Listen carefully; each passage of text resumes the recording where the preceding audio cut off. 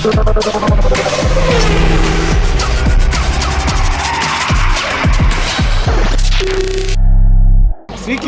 žiūrovai. Sveiki, labą dieną. Čia Greičio linija.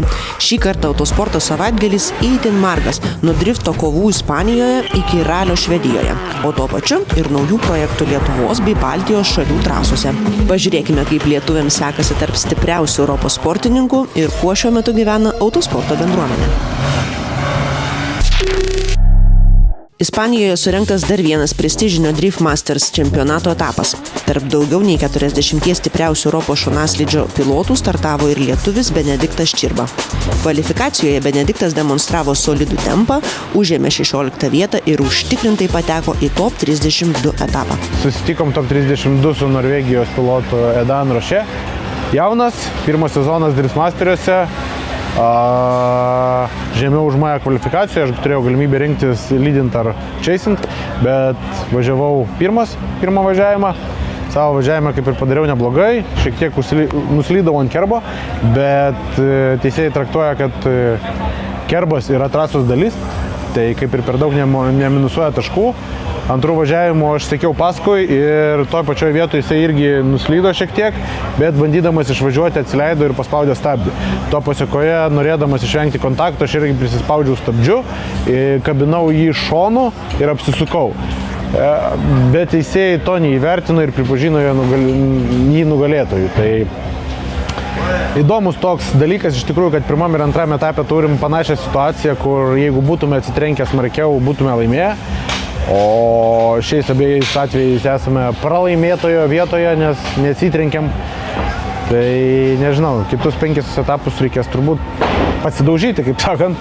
Tai va, tai turbūt šiandieną esame esame tarp 16 ir 32 vietos.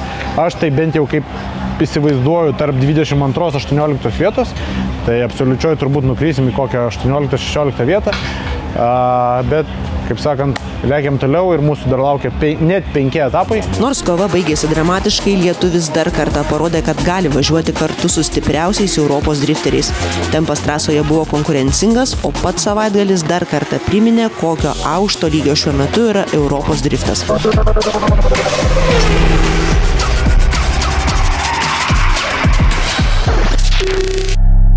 Po ilgesnės pertraukos garsiau apie save primena ir Lietuvos žiedinių lenktynių bendruomenė. Kačerginės Nemuno žiede surengtas Vitur autoreivas Lietuvos žiedinių lenktynių restartas tapo bandymu iš naujo įkvėpti gyvybę žiedinių lenktynių kultūrai Lietuvoje. Kažkada Festlapas baigėsi, Link Challenge'as bandė išlaikyti visą tą susidomėjimą, bet tai tikrai nebuvo lengva, tai suvokiama. Dabar mes bandom ateit padėti. Čia turėjom tokį juokelį, manęs klausė, ar mes čia ateinam su Link Challenge'u konkuruoti, ar taip toliau. Ne, sakau, ugnė velka karstą, aš ateinu ir pabandysiu jį padėti panešti. Tai jeigu dar BTCC prisijungs ir jau nešim 3, tai yra šansų, kad kažkas iš jo gal ir atgims ir turėsim tos laikus, kuriuos turėjom dabar jau prieš 8-10 metų. Renginio organizatoriai sako, kad tikslas čia ne tik lenktynės, norima kurti modernesnę atmosferą žiūrovams ir auginti naują lenktynininkų kartą. Mums patiems yra sunku dar suprasti, kas darosi, net milijonas klasių po 8 metų, taip sakant, patys pasimetę, tai bandom padėti geriausia, ką galim, padėti taip, kaip galim.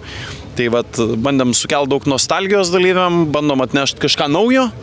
Ir pagal taisyklę, kad jeigu darai pakankamai ilgai kažkas nutinka, turbūt ir čia nutiks. Trasos padoke netruko įvairiausios technikos, nuo paprastesnių track day projektų iki rimtai paruoštų sportinių automobilių. Žiūrovai taip pat galėjo stebėti Lietuvos žiedinių lenktynių čempionato time attack bei race važiavimus. Na, gražus vaizdas, mašinos, lenktynių ta dvasia mums labai. Visos tos spalvos. Garsai tikriausiai daro. Tokį azartą pagaunam, kad ir pačios norim. Ko norėtumėte? Aš norėčiau prasilikti trasą. Aš labai mėgstu greitį taip pat, tai manau merginos irgi norėtų. Tarp kitko, šiandieną pravažiavo vieną ratą, pravežė. Kaip ar patiko trasa? Žiauriai. Visai labai. Gaila, kad ne pačias tik vairuojam. Gal kada nors. Ką palinkėsim dalyviam? Atsargiai būt, atsargiai važiuot, bet aišku greitai važiuotų. Gero kelio, gerų rezultatų ir geros nuotaikos. Sėkmės tikriausiai. didžiausios sėkmės ir kad, grįžtų su tom sveikom mašinom vis dėlto, kad mažiau būtų remontavimo paskui. Pastaraisiais metais žiedinės lenktynės Lietuvoje kiek pritilo drifto ir ralio šešėlyje. Todėl tokie renginiai tampa svarbiu bandymu sugrąžinti žmonės atgal į trasą. Tuo labiau, kad ir pats Nemuno žiedas po truputį atsinaujina. Trasoje atsiranda naujų asfalto ruožų, atnaujintos kai kurios saugumo zonos. Tai dalyvių gausa šiandien iš tikrųjų labai džiugina. Labai smagu matyti kai kurios iš tikrųjų žmonės, kur daug metų buvo nematyti trasoje, bet, kai sako, išbėga dar į aikštelę vieną kartą. Tai o žiūrėsim, o šiandieną yra toks kaip šiek tiek, nežinau, pasispardymas, pasižiūrėjimas, kaip čia galima su to žiedu elgtis, o iš dalyvių gausos matom, kad potencialo pilna. Nemuno žiedė, jeigu paim trasą, nebūtinai, kad vyksta čempionatiniai etapai, bet čia veiksmas verda pastoviai. Tai nuo motociklų iki žiedinių automobilių lenktynių, jeigu turit savaitgalį, geras oras kaip dabar, turit laiko ir noro, čiupkit draugus, atvažiuokit, tikrai kažką rasit, į ką smagiai pažiūrėti. Paulius Antanavičius, jisai yra sporto komisaras šiam renginį, itin aukštos kvalifikacijos teisėjas, kuris atsakysi visus jūsų klausimus. Jūs bijot Kipro?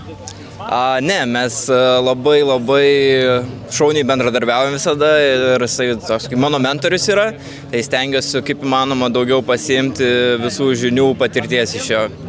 O kodėl pats čia esi? Tai aš esu šių varžybų, kaip ir minėjo, komisaras, užimu aukščiausią valdžią nuo LASFA, kaip sakant. Ir šiaip užtikrinti lygias sąlygas visiems dalyviam, užtikrinti sąžiningumo principą ir kad visi turėtų gerą laiką ir geras lenktynės. O kaip sugalvojai, kad tu nori čia būti? Oi, tai čia labai ilga istorija. Šiaip jau aš teisėjame su 17 metai. Atvedė tiksliau tėtis mano, jis irgi iš anksčiau jau teisėjaudavo ir realiai nuo 4 metų aš jau augau trasoj, tai kaip ir jau suplanuota karjera buvo. Vienu įdomesnių renginio akcentų tapo naujosios Gen Cup klasės pristatymas. Į trasą išriedėjo pirmieji šios klasės automobiliai, simboliškai apsukę ratą legendinėme Nemuno žiede. Turim naują klasę žiedę, su kuria bandysim įnešti naujo kraujo ir naujo džiaugsmo į lenktynių pasaulį. Vadinasi, jinai Gen Cup, Generations Cup. Tai subalansuota visom generacijom. Jauniausią klubo dalyvį turim 11 metų, vyriausią, nežinau, jaučiu kiam. Kol kas. Pasileidom šitą idėją į viešumą vasario 27, šiandien yra gegužės 23, 17 automobilių jau turim. Pilnai paruoštų turim gal dabar 5 jau. O dabar tiesiog klubelis susirinko pasirodyt. Kai kuriem tai pirmas vizitas į Kačerginę, apvažiavo pirmą ratą, tai dabar teambuildinas. Širdis dainavo, nemeluoju, matyti jų visą krūvą, nes didesnė dalis klubelio, kieno mašinos dabar jėda ir nesideda lankų, visi suvažiavo. Ir kol kas tikrai nuoširdžiai širdis gieda, nes viską kaip norėjom daryti, kad tai būtent būtų klubas, kuris savo rašosi taisyklės ir kuris kartu leidžia laisvalaikį. Ne visi ten atskirai pasislėpę kažką bando prisikonstruoti, o būtent visi bando gerai praleisti laiką, išmokti lenktyniauti, nes tai yra klasė, kuri skirta ateiti į žiedinės lenktynės. Tai kol kas aš esu labai laimingas tiek vaizdu, tiek kiekiais, tiek nusiteikimų iš dalyvių. Organizatoriai tikisi, kad ši klasė taps vieta naujiems talentams pradėti savo kelią žiedinėse lenktynėse. Pirmosios oficialios Gen Cup lenktynės planuojamos jau rugsėjo 13 dieną. Tuo metu Baltijos šalių žiedinių lenktynių scena šiemet pasipildė ir dar vienu naujų projektų – Midget Baltics. Ši serija startavo Bikernėkų trasoje Rygoje kartu su Baltijos šalių žiedinių lenktynių čempionatu. Naujoji serija iškart sulaukė nemažo dėmesio tiek tarp sportininkų, tiek tarp žiūrovų. Midget automobiliai išsiskiria ne tik agresyvia išvaizda, bet ir labai artima konkurencija trasoje. Kadangi visi dalyviai važiuoja praktiškai identišką techniką, čia daugiausia lemia vairuotojo meistriškumas, tikslumas ir taktika. Vienas pagrindinių projekto iniciatorių lenktynininkas Povilas Jankavičius. Europos Midget serijose ne vieną titulą iškovojęs sportininkas pasakojo, kad pagrindinis tikslas – Baltijos šalyse sukurti stiprią, bet finansiškai prieinamesnę žiedinių lenktynių platformą. Realiai gali rinktis iš 4 4 priekinių kapotų skirtingų, vienas ale Mercedesas, ale Audi, ale BMW ir yra dar naujesnis Mercedesas. Tai mes kaip ir nededam jokių brandų kaip serija, bet dalyviai gali brandintis kaip jie nori, užsikliuoti kokį nori lipduką, Volkswageną, Dacia ar dar ką nors.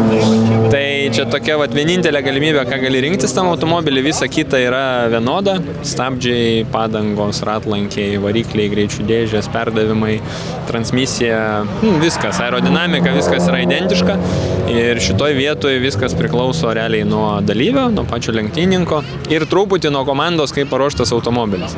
Bet reguliavimo jame nėra daug, tai sakykime, jisai, ne tai, kad jis apribotas, jo tiesiog nėra daug ir labai lengva susireguliuoti automobilį ir visa kita dažniausiai yra lenktyninko rankose.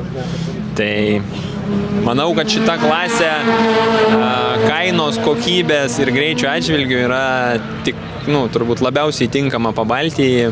Jinai tinka ir sakykime, gentleman driveriam, kurie, sakykime, anksčiau lenktyniavo ir nori grįžti į autosportą, nes automobilis nėra super brangus ir super greitas, kaip kai kurie, labai lengvai vairuojamas ir maloniai vairuojamas dėl savo svorio. Ir labai tinka jaunuoliam, kartingistam, kurie nori po 16 metų persėsti į automobilių sportą. Formulė 4, kaip žinom, labai brangi ir toli iki jos važiuoti. Tai čia žingsnelis, sakykime, netgi prieš lipant į Formulę 4 yra tikrai puikus žingsnis pradėti važiuoti su tokiu automobiliu. Tarp dalyvių sutikome ir itin įdomų duetą. Tėtį bei sūnų, kurie šį sezoną trasoje kovoja vienas prieš kitą. Už trasos ribų juos jungia šeima ir bendra aistra automobilių sportui, tačiau užsidegų žaliam šviesoforo signalui kompromisų nelieka. Po 8 minučių reikėjo dėti šalmą, sėsti mašiną ir lėkti į trasą. Kodėl kartu? Šiaip savo. Smagiau. Irgi smagiau su sūnum pasivaržyti, pasižiūrėti, ką, aišku, jisai greitesnis gerokai, bet vis tiek kažko pasimokyti galima. Kai tėtė aplenkė, koks jausmas? Nežinau, kaip net jaustas, mokinys lenkia šitą mokytoją. Kuo tau ralis skiriasi nuo būtent žiedo? Labai dažnai daugiau tokio, sakom, overstyro, daugiau tokio kaifo, kad nežinai, kas kitam posūkį tavęs laukia, bet su šita mašina net ir žiedą nustebina ir nebūna kiekvienas posūkis toks pats. O turi dar svajonių, be ralio, be žiedo? Nežinau.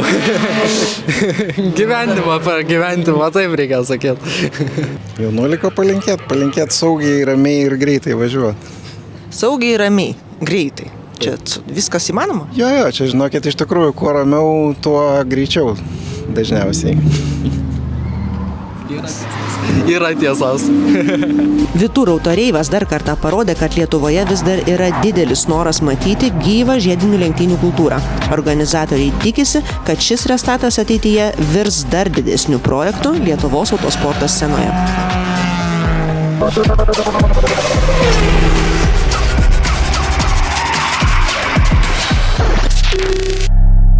Savaitgalį Gustonyse surengtas antrasis Lietuvos slalomo čempionato etapas, į kurį susirinko tiek patyrę sportininkai, tiek pirmuosius žingsnius autosporte žengiantys dalyviai.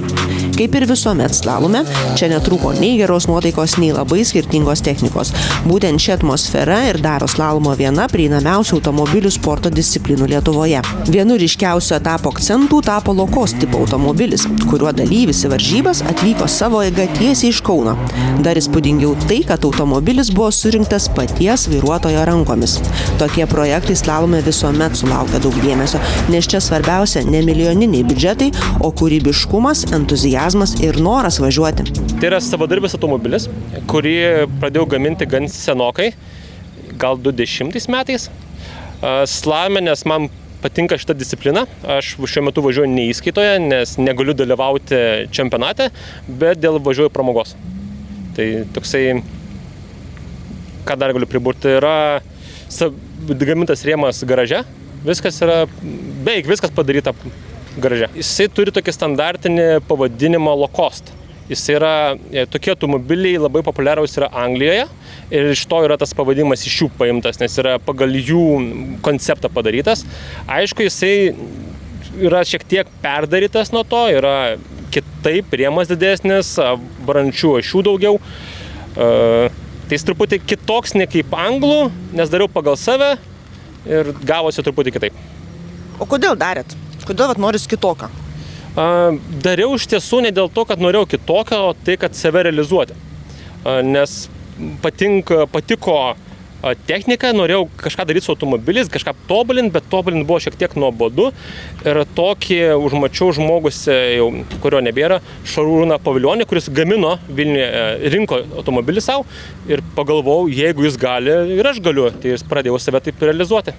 Bet jis važiuoja kitaip, jis važiuoja smagiau. Dėl žemo svorio centro, atviro kėbulo, jis važiuoja kitaip negu kėbulinis automobilis, jo yra smagiau važiuoti negu su tau turbūt. Esu nevairavęs Evo, tik tai simuliatoriuje, bet iš to, kaip kėbulinis teko važinėti, tai jis yra truputį smagesnis automobilis pramogai. Varžybose kalbinome ir jaunus dalyvius, kurie tik pradeda savo kelią autosporte. Daugelis jų pripažino, kad slalomas yra puikiai vieta mokytis automobilio valdymo, pajusti pirmąją konkurenciją ir susipažinti su autosporto bendruomenė. Čempionatą pradėjau važiuoti šiais metais, o iš viso varžybos bijau pameluoti. Gal kokiais 9, jeigu 9 bus. Ir kaip sekasi? Po kol kas, kaip ir norėčiau dar geriau pasigerinti laiką kaip visada, bet šiaip viskas gerai. Kas paskatino dalyvauti? Brolis pradėjo šitą visą karjerą ir aš kažkaip tėtė sako, tu pabandyk ir užkabino. Kas sunkiausia? Sunkiausia tai koliukų nenumušti. Tai visgi koliukas ar bordiūras? Bordiūr žiauriau, bet koliuks irgi blogai. Kai danga yra labai šiurkšti ir daug ką padangos duot, tai dėl padangų pasirinkimo irgi daug ką gali išlošti. Jeigu, kaip pavyzdžiui, aš važiuoju su RGC mediumais, jos yra truputuką kietesnis ir tai dangai tinka. Jeigu būtų softai, jau jos tiesiog perkaitinėtų ir nebekiptų iš viso. Šiaip slalomu važiuoju 4 metus, pasiekimai tai pirmais metais jaunių klasiai 2 vietą, kitais metais nesisekė. Praeitais metais gavos taip, kad jaunėse paskutiniai metai buvo, tai ir taip ir stengiausi, ir nesistengiau, tai 3 vietą užėmiau. Ir dabar 18 suėjo, tai bandau tarp vyrų jau kovoti. Tarp dalyvių sutikome ir puikiai pažįstamą slalomo bendruomenės veidą Gretą Šaduikytę. Šį sezoną ji jau bando jėgas ir ralio trasose, todėl tenka priprasti prie visiškai kitokio tempo bei iššūkių. Reikia suprasti, kaip važiuoti, nes greita ir taip, kur jungt bėgi, nejungt ir taip visur dviejonės, bet smagi trasa, faina. O čia pasisodinai kažką? Aha, čia mano sėkmės talismanas, nuo žemos time atakų, tai visai padėjo, tikiuosi ir toliau padės. O šiandienos tikslas? Podiumas. O kaip tie kugeliai? Kol kas vietoj, tai gerai. Toks ir tikslas, kad juos palikti ten, kur jie turi būti, ten saulutės kaitintis, o mes šalia jų gražiai. O kas toliau? Ralis. Kitą savaitgalį ralis toliau. Kur? Panevėžy. Dar viena dalyvė žiūrovų dėmesį traukė ne tik važiavimu, bet ir itin ryškios spalvos automobiliu. Aplink išskirtinę techniką nuolat būriavusi smalsuoliai, o pati vairuotoja pripažino, kad autosporte jai svarbios ne tik sekundės trasoje, bet ir išskirtinis stilius. Dalyvausime FD ir moterų įskaitose ir važiuosim, bandysim laimėti. Kas paskatino ir kodėl? Meilė automobiliams. Norėtųsi dar daugiau moterų, bet manau, kad tikrai yra moterų mylinčių automobilius ir tikėkime, kad jų atsiras vis daugiau dalyvaujančių. Kokie jūsų pasiekimai ir kiek metų važiuojate? 1 pusmetį. Taip. Su kuriuo automobiliu? Šituo, rožiniu, gražuoliu, Ford Fiesta automobiliu. Ne, dar vienas klausimas. Tai kodėl Vaida tampa Vida? Paslaptis. Neatskleisim tikrosios paslapties, dėl ko Vida, bet gerai, lai būna Vida. Svarbiausia, kad gerai. Varžyboje startavo ir gerai žinomas jaunas autosporto entuziastas Majus Braškys. Gerai, manau, trasa greita, smagi, daug šiaip posūkių tokių nemažų, bet jie platus, tai manau, greit galima išimti. O tikslas šios dienos ar tiksliai ar greitai? Ir tiksliai ir greitai, bet tikslas tai gerinti savo greitį. Koks tavo greitis dabar? Nėra pats geriausias, dabar esu 3 klasiai, bet visada gerais. Kiek metų jau čia bandai startuoti ir gerinti rezultatą? Gustonyse tai mano 2 sezonas, sakyčiau. Lenktynių tai šiaip 3. Tiek. Kur tave dar galim sutikti? Visur šakiuose važiuoju, ralyje važiuoju. Bandysim šiais metais visus etapus važiuoti ir Lietuvos automobilių ralio čempionatą, ir mineralį, ir sprintą, slalomą irgi taip pat važiuojam, tai visur galite rasti. Tai kur mašina ten tu? Jo. Antrasis slalomo etapas Gustonyse dar kartą parodė, kad ši disciplina Lietuvoje išlieka gyva, įvairi ir atvira visiems.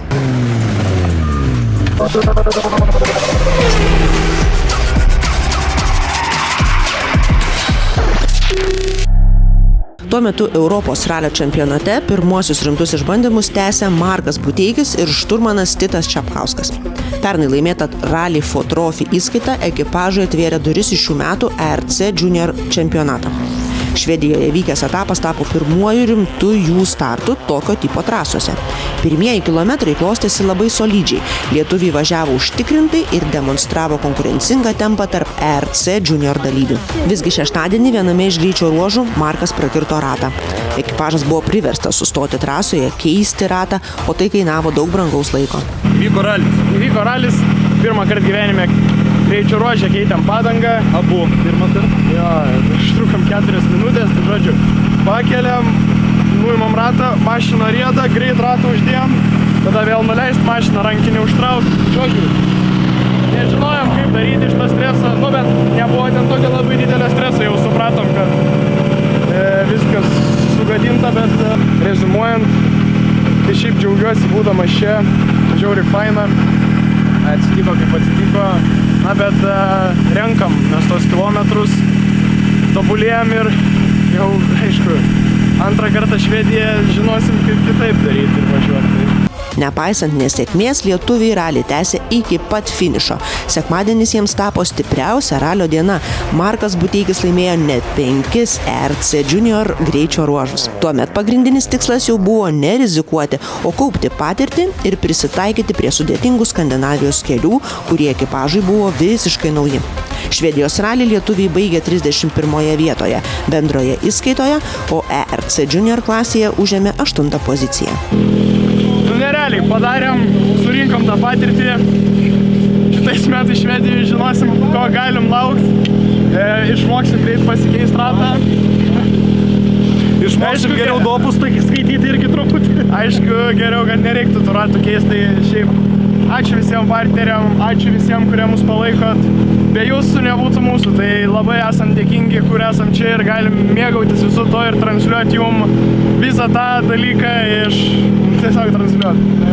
Labai jautėm jūsų buvimą šalia ir prisidedam prie Marko. Ačiū jums visiems, kad mus mylit, kad džiaugiatės. Kitas jų startas Europos ralio čempionate laukia Italijoje, kur jų lauks visiškai kitokio tipo greičio ruožai ir dar vienas žingsnis prisitaikant prie ERC tempo.